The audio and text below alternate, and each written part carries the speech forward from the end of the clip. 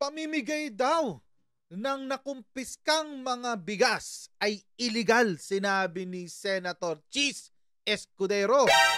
My goodness. Akala ko ba nakakatulong ang gobyerno sa pamimigay ng ng mga nakumpiska na mga bigas? Talaga ba? Well, tingnan natin kung tama si Senator Chis Escudero dyan sa kanyang sinabi na yan. Pero bago natin gawin yan, as usual, tayo muna ay magbibigay po guys sa mga kaibigan natin sa ayan, Sendwave. Kung kayo po ay nasa US, UK, Canada, Italy, France, Spain, Ireland, and Belgium, ay pwede na po ay magpadala sa Pilipinas nang wala pong remittance fee sa pamamagitan ni Sendwave. Ang gagawin nyo lang ay i-download ang Sendwave app at ilagay nyo yung bank account details at pwede na po ay magpadala sa GCash, cash pickup at iba't iba pang mga bangko sa Pilipinas. At kapag ginamit nyo pa ang promo code na Coach Jarrett sa inyong unang padala, ay makakuha pa ng karagdagang $20 free credit. Kaya mga kutsero, gamitin na po si Sendwave for all of your remittance needs. Ayan. So mga kutsero, ako, I think it is a good thing. Napakaganda po ng ginagawa ng administrasyon dito sa pamimigay ng na-smuggle, mga nahuli na, nakumpiska na to at na-verify na itong mga to ay smuggled na bigas. Smuggled. Alam niyo naman, di ba recently, itong smuggling sa Pilipinas napakalala. Tapos yung ini-smuggle na bigas, hino-hoard pa. Hino-hoard pa nila. Bakit? Para to manipulate yung presyo sa merkado. Syempre nga naman, pag walang, sabi nga natin, pag mababa yung supply, mataas ang demand. Pag mataas ang demand, tataas din ang presyo ng mga bilihin. So, napakalaki pong problema nitong smuggling and hoarding dito sa ating bansa ngayon. Pero mga kutsero, eto nga, nagkahulihan na. Good job, Mr. President, sa pagkakahuli dito sa mga nag-i-smuggle ng bigas. O tulad itong balita na to, nitong September 21, pinamigay yung na-smuggle na bigas. Ito yung sa yung sa Zamboanga. 'Di ba? 42,000 42,000 sacks of rice. Totaling 42 million pesos ang halaga nung na-smuggle na bigas diyan sa Zamboanga. O anong ginawa ng ating administrasyon? O di ipinamigay ng Marcos administration. Good job, Mr. President. At dahil diyan medyo nagkaroon po ng konting bagal sa pagtaas ng presyo ng bigas. President Ferdinand Marcos Jr. flew here on Tuesday, ito po nakaraang Martes, and led the distribution of confiscated smuggled rice to poor families. Ayan, the rice according to the local government was part of the P42 42 million peso worth of contraband seized by the Bureau of Customs at a local warehouse. The announcement of the seizure of some 42,180 sacks was made on September 15 by the Bureau of Customs. So, mga kutsero, ang dami ho natulungan tao nito. 42,000 sacks. Actually, dito nga, ang pinamigay lang dito ay 1,500 if I'm not mistaken. 1,500 bags of 25 kilo rice. Napakarami yan. Isang buwang bigas na yan ng isang pamilya, mga kutsero. Kami nagko-25 kilos kami per month na bigas. Isang buwan na namin yun. Tapos wala pang kasamang diet yun. Obvious ba? Ayan, so yung 25 kilos na yan, at least meron kang isang buwan na may tatawid mo yung pamilya mo, di ba? Isinama siya sa 4-piece program ng ating DSWD. Okay. Pero ano pong sinabi ni Chis Escudero dyan? Ito yung sinabi. Kanina. Balita ito ngayon, September 24. Pamamahagi ng nakumpiskang bigas, illegal! Oy, illegal daw, guys, sabi ni Senator Chis Escudero. Alam niyo mga kutsero, yung pag meron talagang ginagawang maganda ang administrasyon natin, nagtataka lang talaga ako bakit may mga ganitong klaseng mga tao na parang nagsisilbi bang kontrabida pa. Nagiging kontrabida pa sila sa ginagawa ng ating administrasyon. Okay, sige, tingnan natin. Hindi umano legal ang pamamahagi na ipamahagi ng gobyerno ang smuggled na bigas na nakumpiska ng mga otoridad sa ginawang pagsalakay sa isang warehouse sa Zamboanga City. Sabi niya sa DZBB, ang problema doon ay technically ay hindi yun legal. Wow! Maganda man ang intensyon. Okay, sige. Mamaya tignan natin kung di talaga legal yan. Halimbawa na lang may bodega ka, bigas man o anuman ang laman, inakusahan ka ng hoarding or smuggling, hindi naman yun basta-basta pwedeng bunutin at ipamigay tulad na nga ni Robin Hood, sabi ko. Ganun pala yun, no? Parang ayaw pa yata ni Cheese Escudero na maipamahagi yung bigas na, take note smuggled yan, smuggled. Ipinasok yan sa bansa na hindi nagbabayad ng import duties. Kala yata nila duty free. Yung inismuggle na bigas, baka pinasok nila duty free. Anyway. Sabi, may proseso yan bago ma-confiscate ng pamahalaan. May proseso yan bago pwedeng maipamigay sa gustong pagbigyan ng pamahalaan. Maliban na lang kung, binilagyan na ng mali siya, maliban na lang kung nakipag-areglo yung may-ari ng bodega at nagtago ng bigas na, sige, kunin nyo na lang pero wag nyo na akong kasuhan. May ganun bang ganap? Is this a fact? Parang hindi yata ako naniniwalang ito ay fact. I don't think it is a fact. I don't think it is. Baka to. Ito pa sabi niya, yan ang tanong ng marami at tanong ko, nagkaaregluhan nga ba kung kaya't ni isa walang nababanggit? Ni isang hoarder or smuggler ang hindi nababanggit? What do you mean, Senator Cheese? Kasi parang medyo malabo.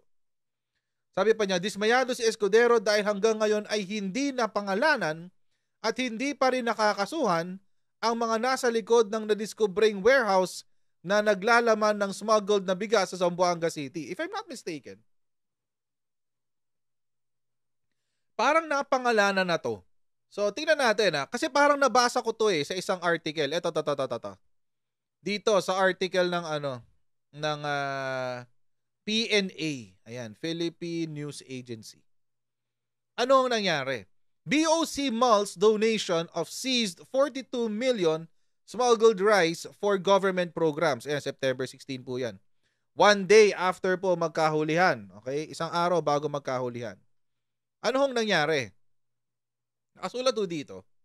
Yung pangalan. Ayan, Lontok said authorities found irregularities although the warehouse owner BLY Agriventure Trading, so yun ang pangalan, was able to submit import documents. So nakapag-submit naman doon ng import documents. Kaso anong problema?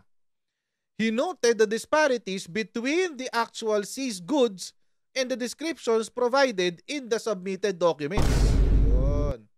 So yung nakasulat doon sa dokumento ng import, sa kanilang import clearance, iba doon sa nandun sa loob ng kanilang warehouse.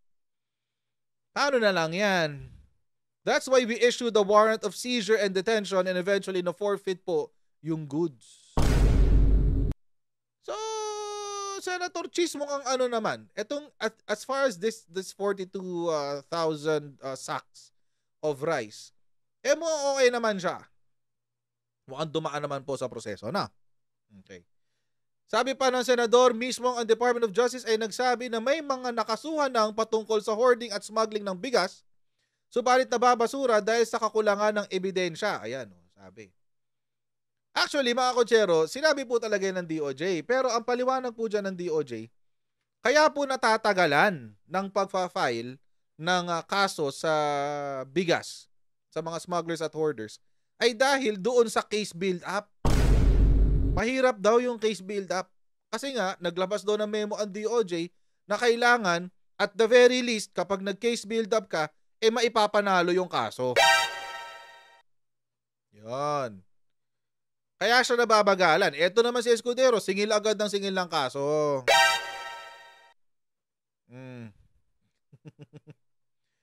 Okay, tapos sabi, kung hoarding yan, hindi ata jurisdiction ng BOC yan para i-raid at para kumpiskahin. Ang may jurisdiction dyan ay DA, Department of Agriculture. Kung lokal na binigay ang bigas, tinago o hinord lamang nung miller o nung buyer. Hindi nga siya, hindi siya hoarded hindi siya local galing, imported siya. At least itong 42,000. So, paano niya nasabi na illegal? Paano nasabi ni Cheese Escudero na illegal? Kasi mga kutsero, ito pang isa. Ito. Ito po, yung, ano ba pa itong page? 116. Ito ho yung batas tungkol sa, sa smuggling, laban sa smuggling. Ayan, an act modernizing the customs and tariff administration. So, lahat po ito po yung batas tungkol sa importation, yung lahat, pati penalties sa pagsuway sa batas na ito, no? Yung Customs Modernization and Tariff Act. Tapos kanina nga doon sa page 116. Puntahan natin yung 116. Layo, di ba? Sabi kasi ni illegal kaso mukhang hindi naman kasi nakasulat dito sa batas na ito, may levy pa nga on real property. 116. Ito, section 1141, mode of disposition. Ito po yung ibig sabihin, paano i-dispose ng ating gobyerno yung mga nahuli na smuggled goods. Kahit ano pang smuggled goods yan. Ano pong sabi? Mode of disposition. The goods subject to disposition may be donated to another government agency. So anong ginawa ng ng ating BOC o Bureau of Customs? I-donate yung nakumpiska na mga bigas. I-donate nila sa DSWD. Kaya ho ang pamimigay po ng bigas sa ilalim ng Pantawid Pamilyang Pilipino Program o 4Ps. Kasi po, idinaan po ito sa DSWD. Si Bureau of Customs, i-donate yung nahuling bigas sa DSWD. Tapos, the goods subject to disposition of may be donated to another government or declared for official use of the Bureau after approval of the Secretary of Finance. So, si Secretary Jokno yan. Or sold at a public auction within 30 days after a 10-day notice posted at a public place at the port where the goods are located and published electronically or in a newspaper of general circulation. For purposes of donating the goods as above described, goods suitable for shelter or consisting of foodstuff, clothing materials, or medicines may be donated to the DSWD. Senator, abogado kayo. Senator Cheese, ang alam ko, abogado kayo. Malamang sa malamang, alam nyo to. Na ang mga nahuhuli na smuggled, pwedeng i-donate sa DSWD. Basta pagkain or panggawa ng shelter or damit, pwede palang i-donate sa DSWD. So bakit tatawagin nyo pong illegal? Senator Cheese Escudero, ayan pamamahagi ng nakumpiskang bigas, illegal, sabi ni Senator Cheese. Ba't nyo tatawagin illegal? May legal basis siya. Ayan yung legal basis niya. Actually, mga kutsero, ito pa nga. Hindi lang ho sila namigay sa saan ba to? Sa Zamboanga. Yung iba na nahuli doon sa sa Zamboanga na 42,000 sacks, pinamigay rin sa Cavite. So 1,500 sa Zamboanga, 1,000 dito sa General Trias, Cavite. Tingnan nyo yung dami ng naikinabang diyan sa nakumpiskang bigas na yan. Tapos sasabihin nyo, Senator Cheese Escudero, illegal siya. Bakit? I don't understand. Ba't nyo ginagawa yan? In fact, ito pa nga ang sinabi. Confiscated rice donation sends clear message to smugglers. Sabi po ng DSWD. The government's rice distribution campaign intends to serve as a stern warning to rice smugglers, hoarders, and profiteers against engaging in illegal activities, the Department of Social Welfare and Development said.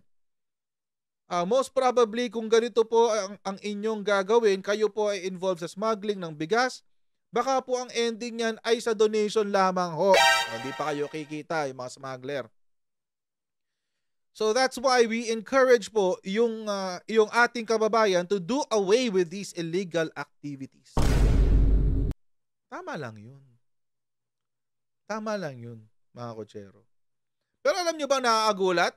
Ito po nakakabigla, no? May balita po kanina tungkol dito sa smuggling ng bigas. Apparently, meron pong investigasyon ngayon ng Bureau of Customs na ang lumalabas, Chinese mafia daw ang nagkakalat, ang nagpapasok pala ng illegal na bigas. Ito po yung balita kanina. Kung ito po ay ma-copyright, mga kotsero, pasensya na po. Buburahin ko po ito sa channel, itong parte na to ng video. Pero kung hindi naman siya ma-copyright, okay lang. So, tuloy po natin ito, mga kotsero.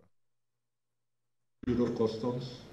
Iniimbestigahan na ng Bureau of Customs ang natanggap nitong impormasyon na sangkot umano ang tinaguriang Chinese mafia sa rice smuggling sa bansa. Grabe. Either nasa side ng financing, nasa side po ng distribution, or nasa side po sila ng, there are other, marami po silang levels kung nasan po sila presente dito sa agricultural smuggling. So, yan din po isa sa mga tinitingnan ng Bureau of Customs. Hinimok ng grupong samahan ng industriya ng agrikultura o SINAG ang gobyerno na agad itong aksyonan dahil lubos na dehado ang mga magsasaka. Totoo naman yun. Na may nagmanubra talaga, no? And yung pagtaas nga ng presyo, and itong pagbaba ng tarif, sa tingin namin kasama rin sa mafia yan. Kailangan tutukan, and yung batas na i-amenda, malaking bagay yun kasi hindi lang Bureau of Customs ang pwede mag-file. Other individual pwede na mag-file. Tiniyak ni Customs Director Vernie Enciso na tuloy-tuloy naman ang raid sa mga kahina-hinalang bodega ng bigas. Mula Agosto hanggang kahapon, halos 300,000 sako ng puslit na bigas ang nakumpiska sa Bulacan, Tondo, Maynila, Las Piñas at Bacoor, Cavite. My goodness, mga kotsero, napakarami nito. 236,571 sa Bulacan.